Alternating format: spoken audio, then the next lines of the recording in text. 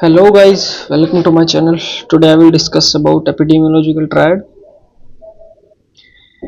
Epidemiological triad explains the disease occur due to interaction between agent, host and environment.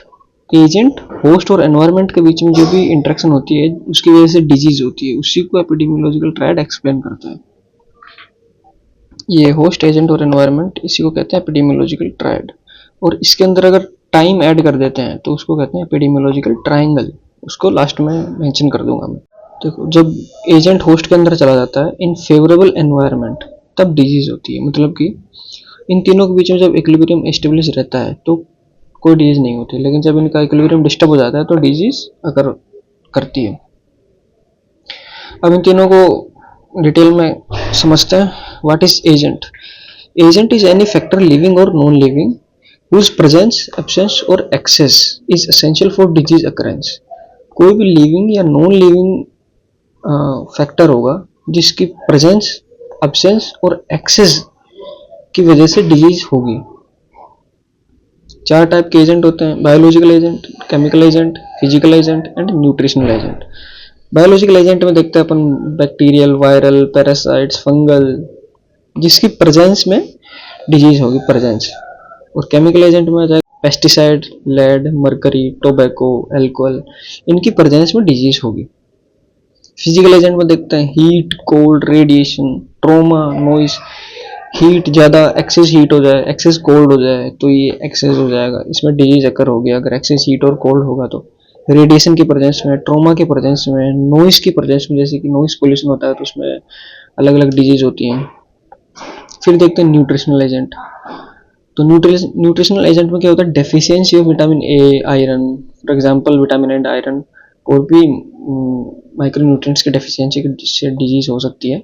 लेकिन ये देखो, अपन ने देखा था प्रेजेंस, एब्सेंस और एक्सेस। प्रेजेंस का अपन ने देखा बैक्टीरियल एजेंट में, केमिकल एजेंट में, फिजिकल एजेंट में। एब्सेंस में ये देखो डेफिशिएंसी हो सकती है माइक्रो न्यूट्रिएंट्स की, तो ये एब्सेंस हो गया। अब एक्सेस में क्या होता है कि एक्सेस हो जाए माइक्रो न्यूट्रिएंट्स तो क्या होता है? टॉक्सिसिटी होती है, हाइपरटेंशन होती है, ओबेसिटी होती है।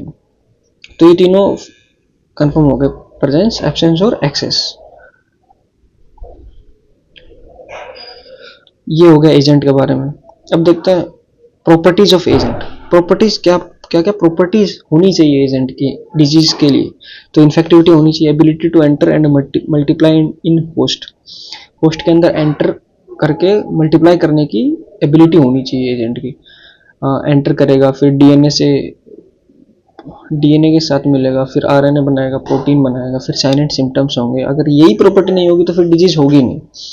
पैथोजेनेसिटी होनी चाहिए, ability to cause disease. Enter कर गया लेकिन कोई डिजीज नहीं कर पा रहा तो क्या फायदा? तो पैथोजेनेसिटी होनी चाहिए। वायरुलेंस होनी चाहिए, सीवियरिटी होनी चाहिए डिजीज की, अगर डिजीज कोज कर रहा है तो। ये प्रॉपर्टीज हो गई एजेंट की। अब देखते हैं host. Host can be human और एनिमल। कोई भी ह्यूमन हो सकता है, नॉन ह्यूमन यानी कि एनिमल हो सकता है। Provide suitable environment to agent to survive and multiply. अपन ने देखा था शुरू में कि एजेंट होस्ट के अंदर एंटर करता है फेवरेबल एनवायरनमेंट कंडीशन में, तब डिजीज होती है। तो एजेंट के बारे में अपन ने देखा, एजेंट क्या क्या होना चाहिए, क्या क्या प्रॉपर्टीज होती है। अब एजेंट होस्ट के अंदर एंटर करेगा तो होस्ट की प्रॉपर्टीज ये होनी चाहिए कि ये एजेंट इसके अंदर सर्वाइव करना चाहिए, मल्टीप्लाई करना चाहिए, तब डिजीज होगी। देखते हैं provide suitable environment to agent to survive and multiply, तभी तो डिजीज होगी। Host factor which influence disease. देखते हैं फैक्टर्स, देखते हैं होस्ट के क्या क्या, क्योंकि अलग अलग फैक्टर्स में अलग अलग डिजीज होती है। जैसे कि एज होता है तो कम एज में यानी कि चिल्ड्रन में मिसेल्स कॉमन होता है, एल्डरली में कोरोनरी आर्टरी डिजीज कॉमन होती है, तो ये एक फैक्टर हो गया होस्ट का। फिर सेक्स देखते हैं, सेक्स के अंदर मेल में होता है प्रोस्टेट कैंसर ज़्यादा, फीमेल में ज़्यादा होता है सर्वाइकल कैंसर, ये एक फैक्टर हो गया। सेक्स और एज एक फैक्टर हो गया होस्ट का डिजीज कोज करवाने के लिए। फिर देखते हैं जेनेटिक्स में। जेनेटिक्स में जैसे सिकल सेल एनीमिया होता है, वो जेनेटिक्स में रन करता है, तो जो भी इस जेनेटिक्स से ससेप्टिबल होगा उस होस्ट में सिकल सेल एनीमिया ज़्यादा होगा। और फिर इम्यूनिटी होती है, तो नेचुरल इम्यूनिटी होती है, एक्वायर्ड इम्यूनिटी होती है। जिसमें अच्छी इम्यूनिटी होगी उसमें डिजीज नहीं होगी, जिसमें खराब इम्यूनिटी यानी कि इम्यूनो कॉम्प्रोमाइज होगा तो उसमें डिजीज ज़्यादा होगी। फिर न्यूट्रिशन देखते हैं, अगर कोई माल नरिश्ड होगा तो उसमें इन्फेक्शंस होंगे, वही क्वाशियोरकर, मरासमस, वो सब होगा। टीबी इन्फेक्शंस होंगे। हैबिट्स देखते हैं, अब लाइफस्टाइल हैबिट की वजह से भी होस्ट अब लाइफस्टाइल हैबिट की वजह से भी डिपेंड करता है कौन कौन से डिजीजेस हों, क्योंकि जैसे अगर स्मोकिंग अगर कोई करता है तो उसमें लंग कैंसर कॉमन होगा, अगर कोई अल्कोहल कंज्यूम करता है तो उसमें लीवर डिजीजेस कॉमन होंगी। ये सब फैक्टर्स हैं होस्ट के जिस पे डिजीज डिपेंड करती है। अगर कोई माइनर है तो उसमें सिलिकोसिस होने के ज़्यादा चांसेस होंगे, अगर कोई फैक्ट्री वर्कर है तो उसमें एस्बेस्टोसिस ज़्यादा होने के चांसेस है। ये सब हमने देखे हैं। ओके, अब last and final environment discuss करते हैं। एनवायरनमेंट की क्या कंडीशन थी? वो एजेंट, और जब एजेंट होस्ट के अंदर जाएगा तो फेवरेबल कंडीशन प्रोवाइड करवाएगा होस्ट को ताकि डिजीज हो। अब एनवायरनमेंट में समझते हैं includes external conditions affect interaction between agent and host. Agent और होस्ट के बीच में जो इंटरेक्शन होगी उसकी जो एक्सटर्नल कंडीशंस होंगी उसे एनवायरनमेंट कहते हैं। कंपोनेंट्स ऑफ एनवायरनमेंट, 4 कंपोनेंट्स हैं: physical environment, biological environment, social environment and psycho social environment.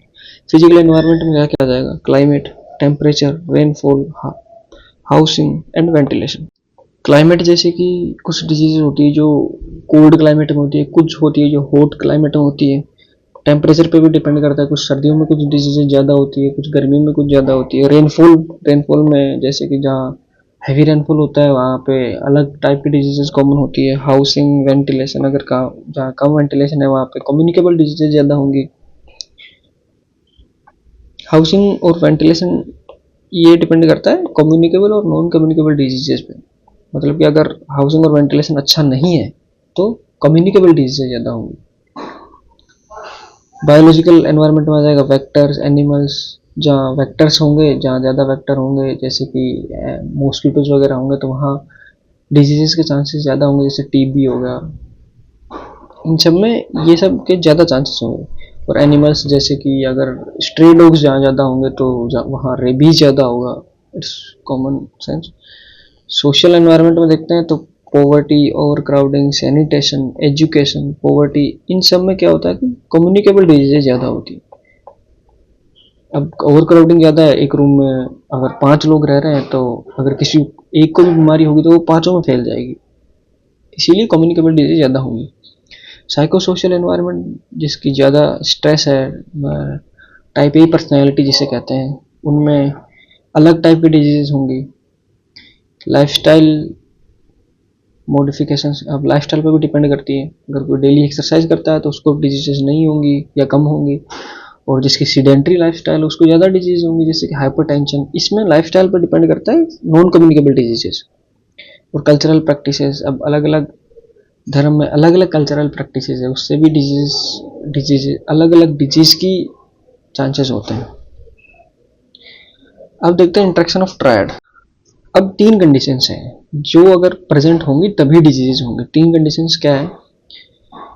Agent is sufficiently virulent, agent sufficiently virulent होना चाहिए डिजीज कोज करने के लिए। होस्ट इज ससेप्टिबल, उस एजेंट के लिए होस्ट ससेप्टिबल होना चाहिए। और एनवायरनमेंट कंडीशंस इज फेवरेबल। तो अगर ये इंट्रैक्शंस होंगी तभी डिजीज होगा, इसलिए इसको कहते हैं इंट्रैक्शन ऑफ ट्रायड।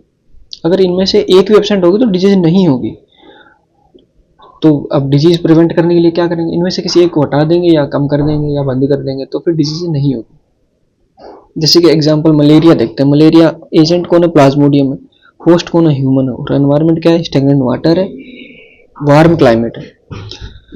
तो अगर इनमें से जब एक भी नहीं होगा तो मलेरिया नहीं होगा। तो डिजीज मलेरिया को प्रिवेंट करने के लिए हम इनमें से किसी एक को हटा देते हैं। जैसे अब प्लाज्मोडियम को हटाने के लिए क्या करेंगे? नेट यूज करेंगे, मॉस्किटो रेपेलेंट यूज करेंगे।